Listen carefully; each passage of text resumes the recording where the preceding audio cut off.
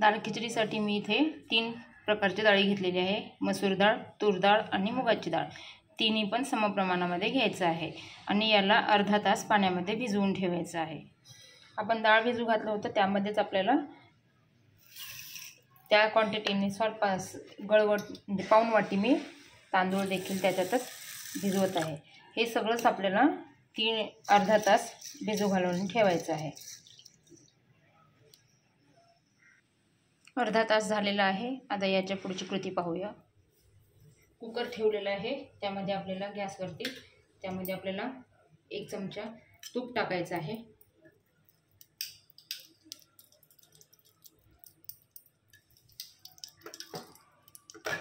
त्यामध्ये जिरे, लसण, मिरची, कढीपत्ता, तेजपत्ता अर्धा इंच दालचिनी घेतलेला आहे.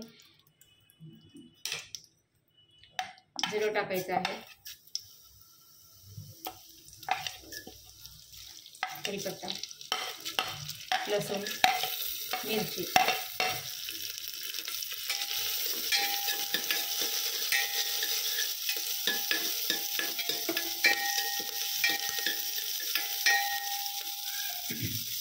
कांदा घेतलेला आहे बारीक चॉप केलेला.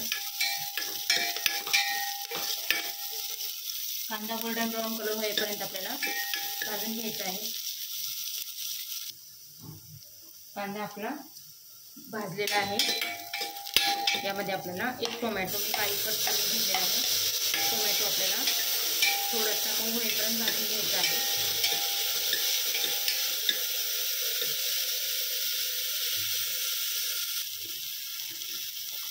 यामध्ये काही मसाले टाकायचे. धना पावडर अर्धा टेबलस्पून, हळद, मीठ चवीनुसार,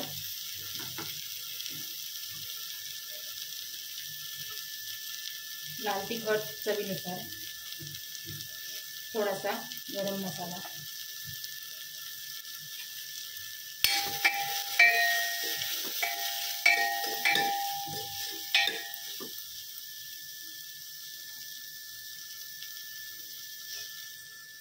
हे डाळ तांदूळ आपण यामध्ये भिजवलेले जे डाळ तांदूळ आहे ते यामध्ये टाकून घ्यायचे आहे.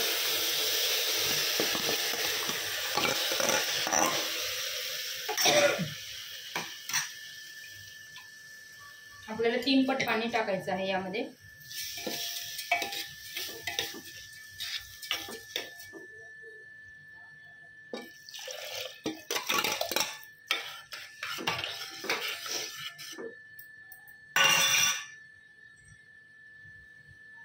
तीन पट पाणी टाकलेलं आहे आणि कोथिंबीर मी तेलात नाही टाकलेलं आहे.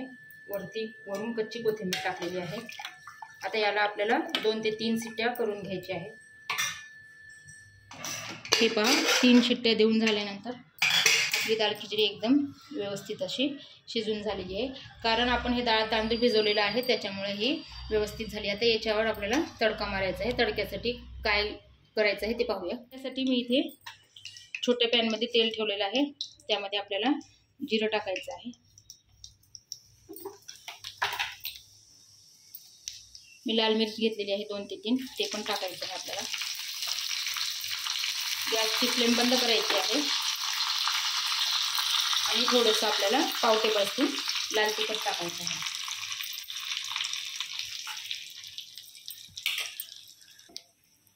हा जो तडका केलेला आहे आपण यावरती टाकून घ्यायचा आहे आणि वरून कोथिंबीर.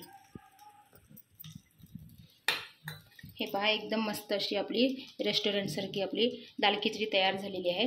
हा व्हिडिओ पाहिल्यानंतर माझ्या व्हिडिओला लाईक, शेअर, सबस्क्राईब नक्की करा. धन्यवाद.